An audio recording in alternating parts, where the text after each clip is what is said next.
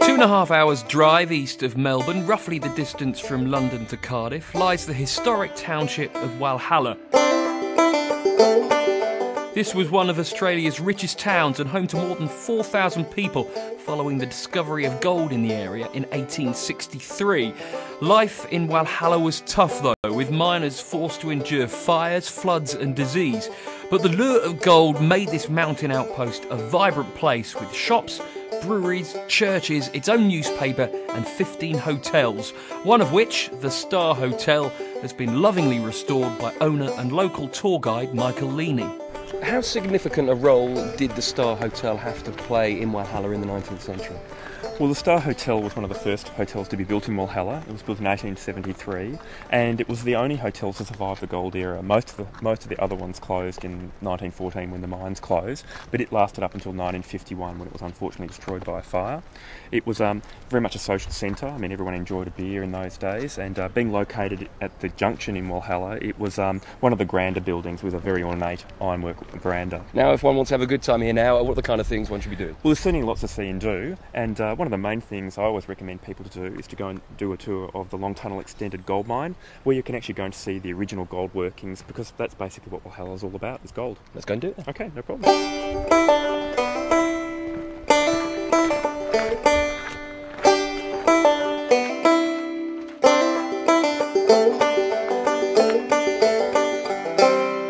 Michael, these look a bit rudimentary. What are they for? Well, this is a hammer and tap. This is the tap.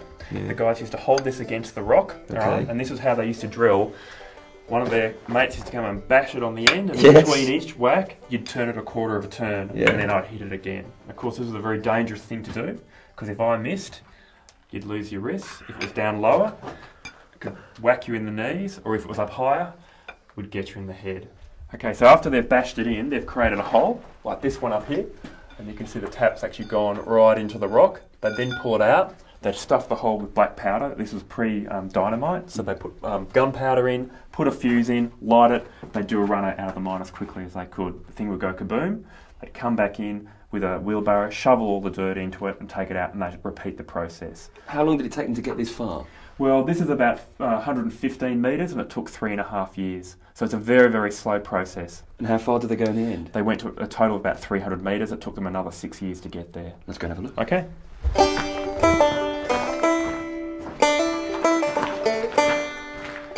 Whereabouts are we now then? Well, this is the main chamber in the mine. This is where they had all their steam equipment, so they had boilers in here, they had winches, compressors, etc., to run all the mine shafts and the adits that are below us. We started here and we've just walked into here, and below us is over 1 kilometre of mine workings, which is about 10 football fields. How did they get down there? Well, they had a major elevator system and winching all the way through. There was an incline shaft that basically intersected the whole lot. And this grey area represents where all the gold came from. So there's about 72 kilometres of tunnels beneath our feet. The lower levels were about 47 degrees centigrade.